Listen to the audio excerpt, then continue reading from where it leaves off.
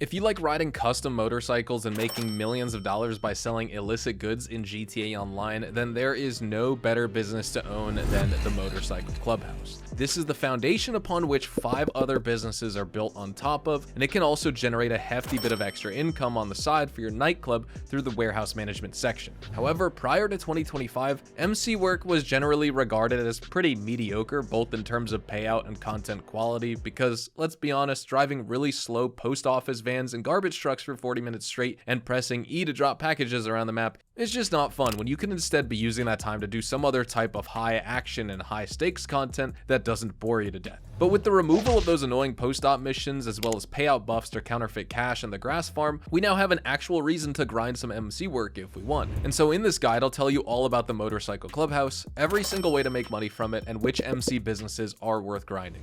The very first thing you'll want to do in order to access the MC businesses is buy a biker clubhouse. And for this, location isn't super important. I mean, you could definitely go for the Hawick or downtown Vinewood clubhouse, both of which are centrally located on the map, and those cost under $500,000. But even if you're on the tightest of budgets and you're forced to buy the Great Chaparral clubhouse in Sandy Shores, it's honestly no big deal. In fact, it might actually be a little bit better than clubhouses located within the city, because look at how close it is to the Math Lab, Coca-Cola Lockup, and Counterfeit Cash Factory. They're all located in a nice triangle formation around the Great Chaparral clubhouse, all within a couple miles from each other. So you can just set this clubhouse as your spawn point, load into a new invite-only lobby, and use a bike from your garage to speed off to any one of your main 3 MC businesses. Then when you have businesses elsewhere, you can again change your spawn point to, let's say, the nightclub or agency and jump right back into the city. No big deal, so get whichever clubhouse fits your budget. As for upgrades, ignore everything except the bottom 2. You only need a gun locker and custom bike shop. The rest is just window dressing to make your clubhouse look prettier, and even the gun locker isn't really mandatory as it just cleans up your weapon wheel, and it's not like an armory where you can actually modify your weapons and make them better. So once you have purchased a clubhouse of your own,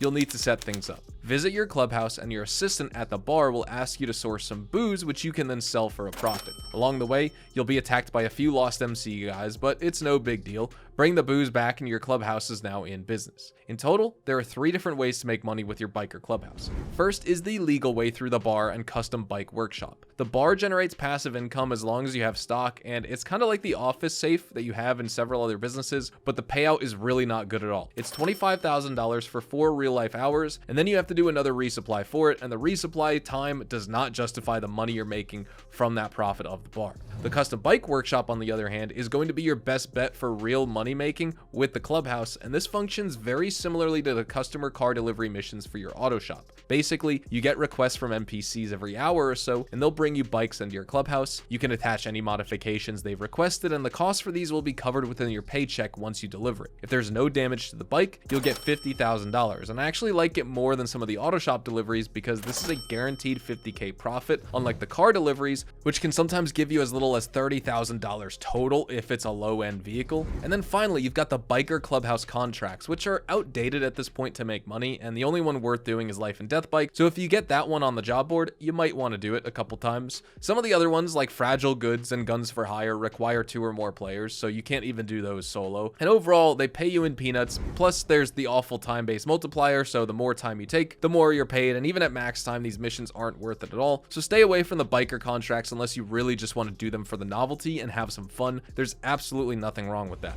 Okay, with the clubhouse income out of the way, let's talk about which MC businesses are actually worth buying. There are 5 in total, and you can view these through the Open Roads website using the laptop in your biker clubhouse. These 5 businesses, in order of most to least profitable, are the Coca-Cola Lockup, the Math Lab, the Counterfeit Cash Factory, the Grass Farm, and then the Document Forgery Office. There is a way to boost the income of your Cash Factory as well as your Grass Farm, which makes both of these a lot more profitable, but I'm going to get into that a little bit later in this video. For now, understand that these are the base profitability rankings. Straight up, I'm going to say that the Document Forgery Office is trash and not worth your time. Pretty much everyone agrees with that, so don't buy it. The first 3 MC businesses that you should invest in are the Coca-Cola, the Math, and the Cash. Then you can add the Grass Farm later on, but those 3 are essential. And if you bought the Great Chaparral Clubhouse location, they're also located right next to your spawn, so sell missions are going to be super easy. But just so you know, my personal MC Clubhouse location is the Hawick location in the city. Now, after you purchased an MC business, any of the ones I recommended here, the first thing you should do is buy the equipment and staff upgrades. Without these, your profitability will take a nosedive and the already mediocre payouts will become even worse. If you'd like an exact breakdown of how much profit per hour each MC business makes individually, I will leave a chart on screen that was graciously provided by Reddit user BSecIan, so you can pause and take a look for yourself. Keep in mind, these are profit values, so they take into account the money you spend resupplying, and all the MC businesses in the game require multiple resupplies to fill up. For example, the Coca-Cola lockup fills up 40% of the product bar with each $75,000 resupply, and thus it requires 2.5 resupplies to get a full bar of product. Different MC businesses also require different amounts of time to process supplies, so they have different turnaround times as a result. Again, let's use the Coca-Cola lockup as an example. It requires 2.5 resupplies as opposed to the Cash Factory, which only requires 2 resupplies, but the Cash Factory also needs 2.67 hours to process each resupply, while the Coca-Cola lockup turns a full resupply into product to sell within just 2 hours. As a result, the Coca-Cola lockup can be filled up in 5 hours, while the Cash Factory needs 5.34 hours to fill up for a full bar of product. Payouts are also different for different types of goods, so for a full Coca-Cola lockup, you're getting $525,000 if you do a remote sell mission. However, do the same with your Cash Factory and you're only getting $367,000. At this point, I should also clarify that there are 2 types of sell missions that you can choose to do. You can either do local sells or long distance / remote sells. Local sells are closer to the business and they pay less money, but obviously the sell missions are going to get done faster and in less time. Remote and long distance sales are inside the city of Los Santos if you have a business out in the desert or vice versa, and they pay you out more. But before we talk about selling,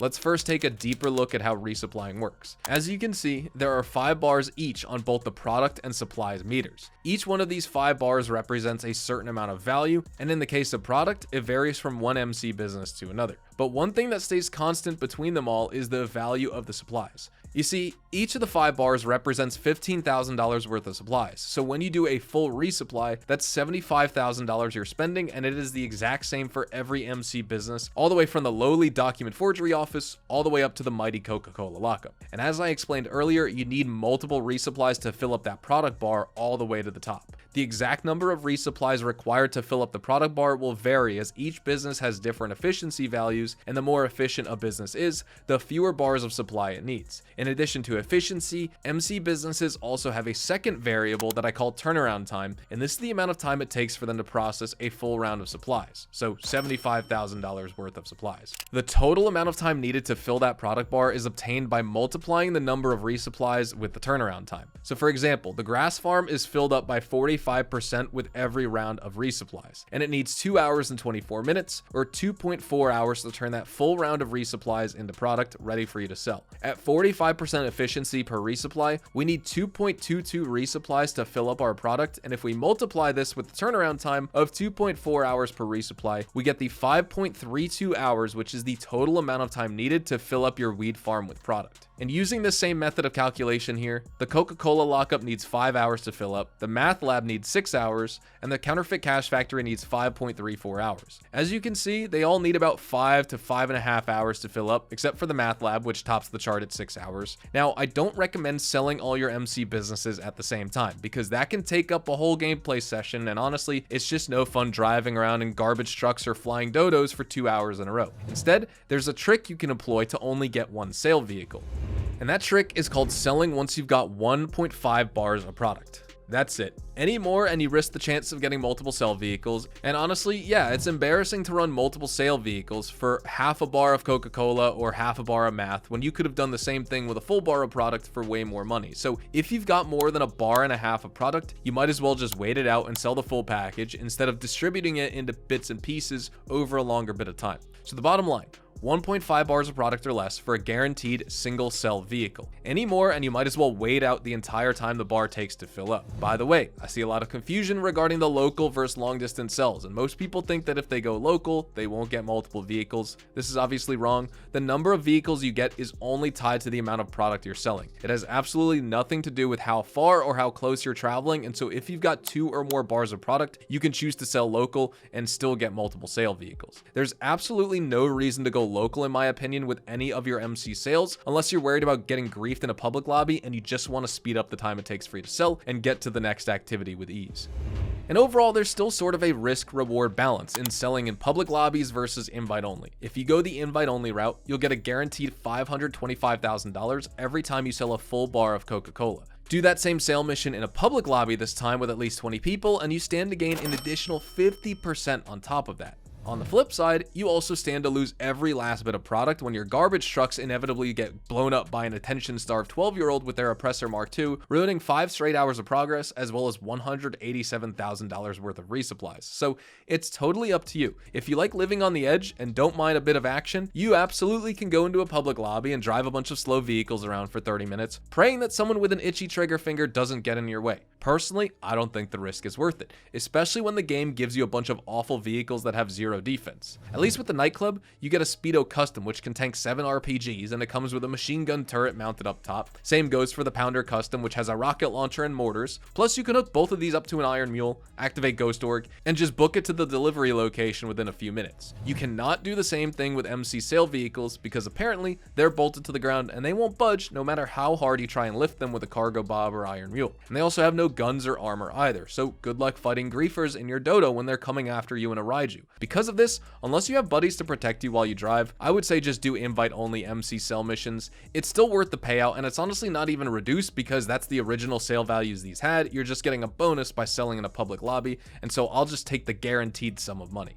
Missions with multiple sell vehicles aren't super hard as you can always fly back to the starting point with an Oppressor Mark II or Sparrow. It's just that they're one, really boring and they just drive so slow, and that's the main reason people don't grind MC businesses these days, because all that time you spend selling with MC businesses can take up your whole gameplay session, and there's much more entertaining things to do at the end of the day in GTA Online, no matter your personal preference for content. But there are still tons of reasons to buy the Biker Clubhouse and its associated businesses. The main reason is so you can extract the most out of your nightclub, which is hands down the best source of passive income in the entire game. First, you need to own the 3 core MC businesses that I mentioned earlier, the Coca-Cola Lockup, the Cash Factory, and the Math Lab. Then you link these 3 to your nightclub in the warehouse management section. Coca-Cola is called South American Imports, Counterfeit Cash is just called Cash Creation, and Math is called Pharmaceutical Research. Then you add in Sporting Goods and Cargo and Shipments, which are your bunker and crate business, whether it's the hangar or CEO cargo, and all of a sudden you're making an extra $50,000 on top of the $50,000 daily that you were already making through legal means with the nightclub wall safe. That's $100,000 per hour, entirely passive, and when you sell your nightclub warehouse, you just get 1 sale vehicle guaranteed. Just for the love of God, don't make the mistake of buying the Mule Custom. The Speedo and the Pounder are so much better, and if you just don't buy the Mule Custom, you will never get that as a delivery vehicle. Now, before I close off my guide, I need to discuss with you guys about the recent buffs to 2 specific MC businesses here, namely the Counterfeit Cash Factory as well as the Grass Farm. So if you didn't know, with the recent addition of the Hands-On Car Wash through the Money Fronts DLC, we have also received 2 other businesses that you can buy once you have the car wash. One of those is the Smoke on the Water Smoke Shop, which is basically a shop that sells recreational and medicinal grass products to the citizens of Los Santos. However, on the down low, it also serves as a money laundering center for all of your grass farm activity, which means you earn an extra 35% on every sell mission for it. And then there's the car wash itself, which boosts your counterfeit cash income by 35% as well, bringing it to the same level as the Coca-Cola Lockup and maybe even slightly higher, which is just absolutely insane for money. Now, these 2 businesses are actually worth grinding if you have the car wash and Smoke on the Water. With the buffs, the Cash Factory now sells for a whopping $496,000 if you have a full bar of product, and the grass sells for $425,000. Remember, you can also sell to street dealers if you want to make consistent money with MC businesses without going through the hassle of boring sell missions, but then you'll lose that 35% buff. So just keep that in mind. That's typically what I do on days where I just don't want to sell MC businesses, and most of the time I'm not, but I'm still making money from MC businesses by selling product to street dealers. And that's it. That's all I have for you guys in today's MC business guide. Let me know how you guys like to run your MC businesses. Have you forgotten about them? Do you still grind them? How has your experience been with public lobby sell missions with these types of illicit businesses? I'd love to know, so let me know down in the comments. Thank you guys so much for watching. Hopefully you found this video informative, and if you did, make sure to drop a like on it, subscribe to the channel if you guys are new and you want to see more GTA Online content like this. Check me out over on Twitch, Twitter, and Instagram, especially twitch.tv/HazardusHDTV for daily GTA Online live streams. With that being said, I hope you guys all have a fantastic day, and I will see you guys in the next GTA 5 online video. Adios, amigos.